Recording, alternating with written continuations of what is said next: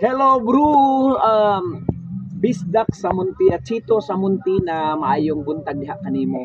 Yan, so nag-apas gid ko sa gahapon sa imo sa sentrali sa kuan sa Davao pero wa gyud ko kaapas sa imo ha, grabe wa gyud ko kaapas muna gyud akong dali-dali pero wa gyud ko kaapas tungod sa gikan pa ko og kapalong. So sunod sunod siguro basig makaapas na ko sa imo ha bro, maka-audition na gid ko sa imo ha sa bisdak. Yan, so hope nga ang katutanan nga mga kuan katutanan nga ngadto hapon nga musikat pud sila pareha sa imo ha. Yan, so daghan na kag natabangan bro nga mga kuan mga content creator sa Davao. So hope nga sila pud nga matabangan pud nimo, and then ako sad ang hinaot pud ko nga matabangan pud ko nimo bro sa ako ang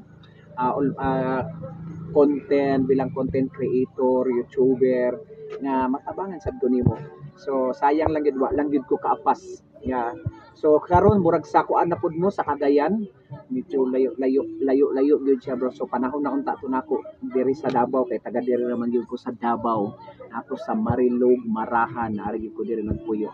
So sana notify nimo ni ako ang video. Dato Pobre Marahan, taga Marahan lang yun siya mismo dinhi sa kuan Marilog.